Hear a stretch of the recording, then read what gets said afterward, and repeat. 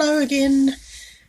We're back for part 2 of the herringbone cushion how I make a quilt. Not really a tutorial, but just showing you stuff type experimental sort of video thing. I think where we left off I had just cut all the strips and now it's time to start laying out the quilt and then putting them together.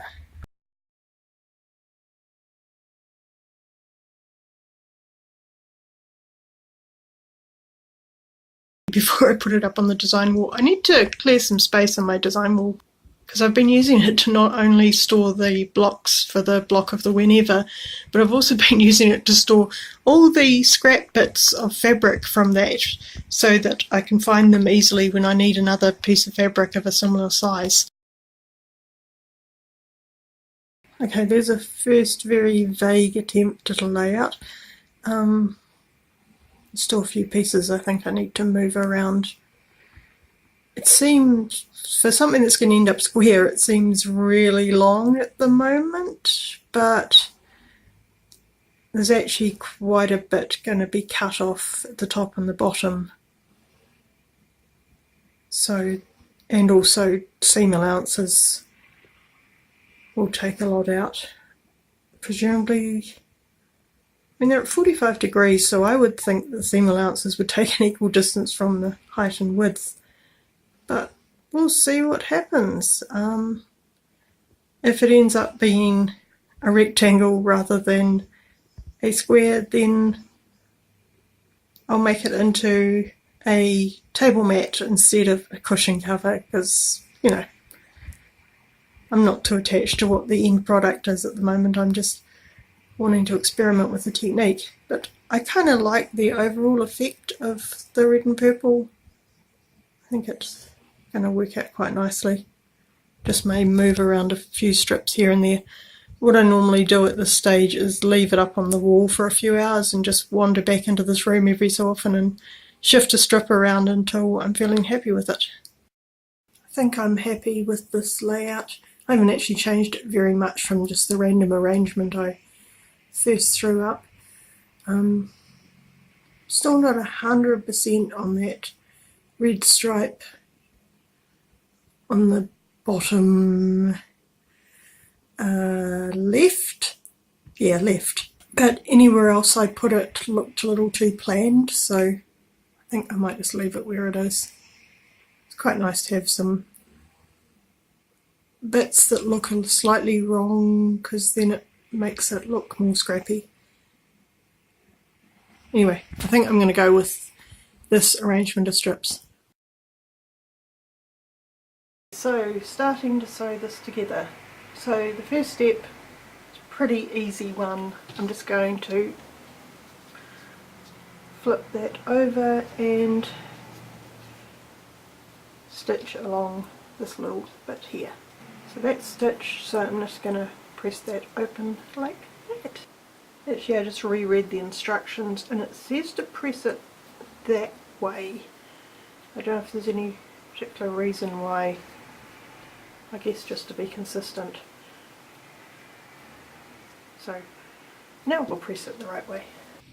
And this is why you shouldn't come to me if you're expecting tutorials. So just reread the instructions, and you're supposed to start with the pair at the bottom of the row, not the pair at the top, which makes sense because otherwise you've got like an L-shaped seam to sew, which would be really complicated. So I'm going to unpick that, press it open again, and then I'll go back and repeat that step with the bottom. Okay, let's try that again with the correct pair. And there it is, first seam done, on the right pair this time, pressed in the right direction. So again, just pressed just the bit that's sewn, leaving the rest of it open. I don't know why, but that's what the instructions say. Shouldn't actually make any difference because this section's going to get cut off later anyway. This is where the bottom of the finished piece will be. It'll just be sliced along there. So all these bits are waste. If I'd really planned this out carefully, I would use more little short pieces like this one and just built them up for the next few pieces and end up with something big. But as I don't really know exactly what I'm doing, I can kind of see ahead a bit, but not enough to know just how short I can make these. If I do this again, I'll know exactly how short, and then I could use some of my little scrap pieces instead of using a whole piece like this. So here's the next piece to add, and this is where it gets interesting.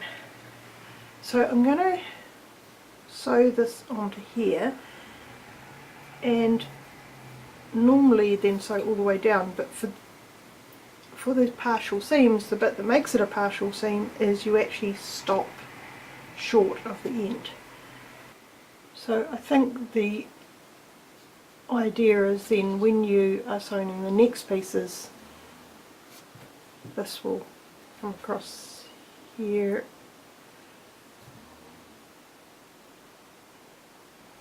So because this is right at the end of my thing, I'm actually going to sew it all the way down because it shouldn't make any difference. I'm confusing myself with this, and I've got a mathematical brain.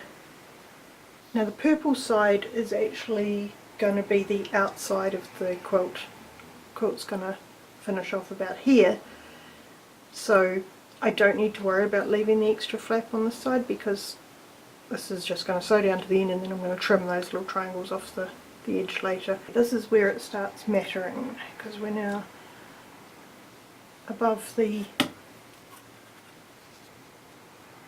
this is where the bottom of the quilt is roughly, and we're now getting above that point, so I need to leave some fabric open here, so when the next purple piece comes in, which will be over here, so it's on camera, yes, I'll have room to do this seam and then fold this back and do that seam.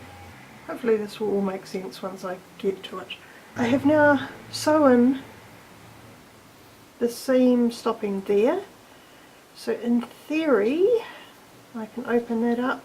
I've got a nice flappy bit there, and that's how I'll stitch on the next piece. It's in the next part of the process, which I'll make sense of when I get to it. So I'm just going to continue now with that same process.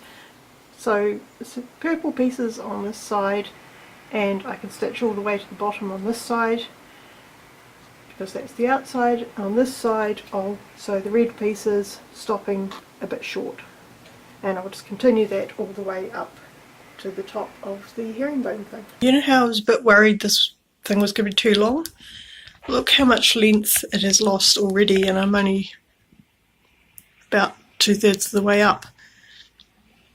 I think it's going to be a really good size. I started putting together the other side, and it just occurred to me that I should tell you that on these ones I'm leaving the flappy side open on the purple side, because now the red is going to be the edge of the quilt, because this is the other side of the quilt, and the purple is going to connect up with those other red pieces. So yeah, so this side red sews all the way to the end, purple leave the flappy bits. There's the two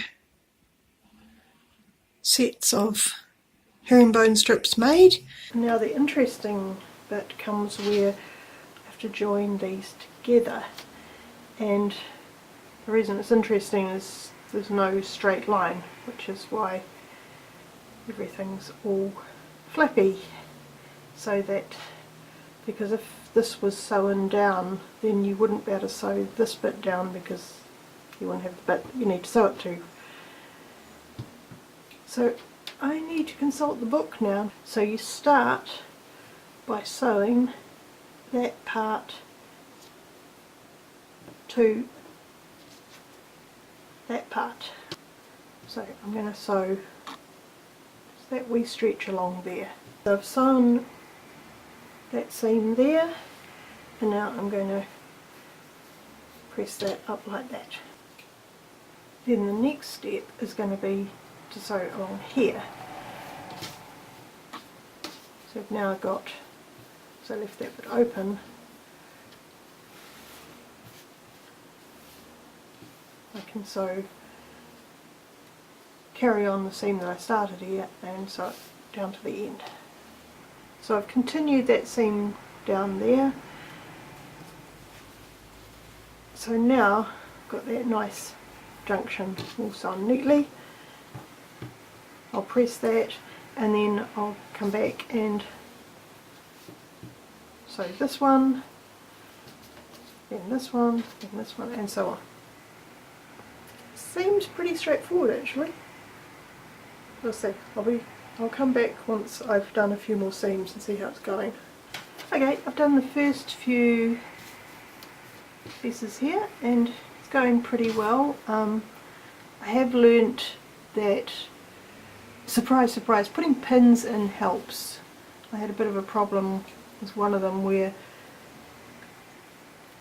I'm not sure which one now, with this one I had a bit of a problem with this seam here where I didn't get the ends to match up very well because I hadn't pinned it, and that then left me with very little to stitch on there, so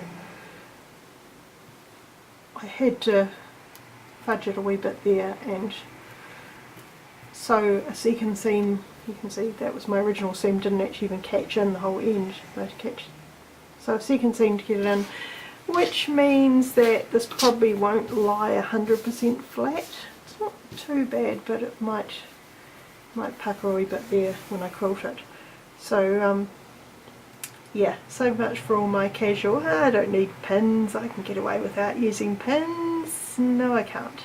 Yeah, the principle is actually, like, once you get the hang of it, is not too difficult. It's the most difficult thing really is just you've got all these flaps of fabric everywhere and keeping them under control while you're sewing things, because everything's wanting to move around, and so again why it's quite nice to pin.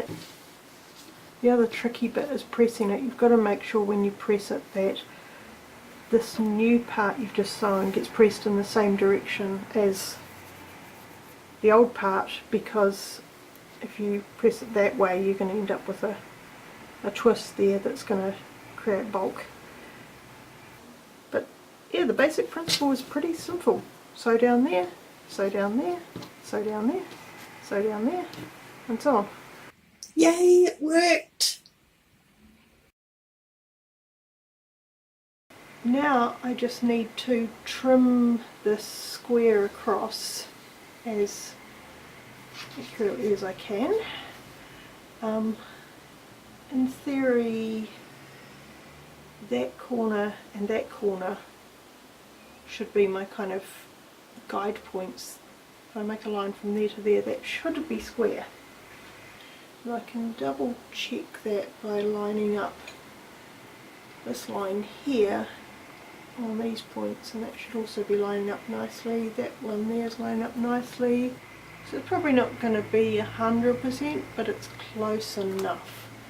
Now, tricky thing, can I cut this without cutting my hand off or knocking the tripod off the desk?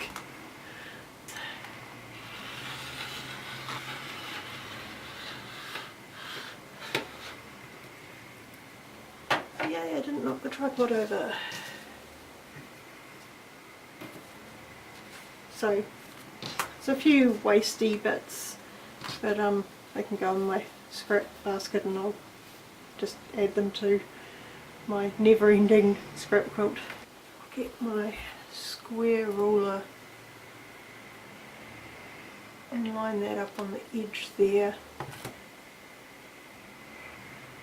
The combination of the two gives me like a giant square ruler, so I want a right angle between here and here, but I also want this line along here to make sense. Another check, I've got 45-degree line here, should be approximately on one of these 45s. These strips should be on 45 degrees in theory. It's looking not too bad.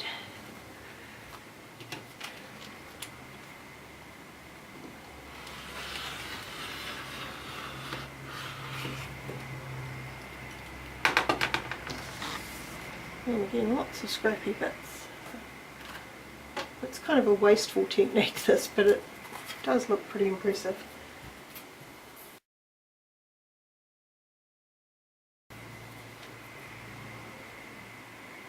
Right, so 19 1/4 by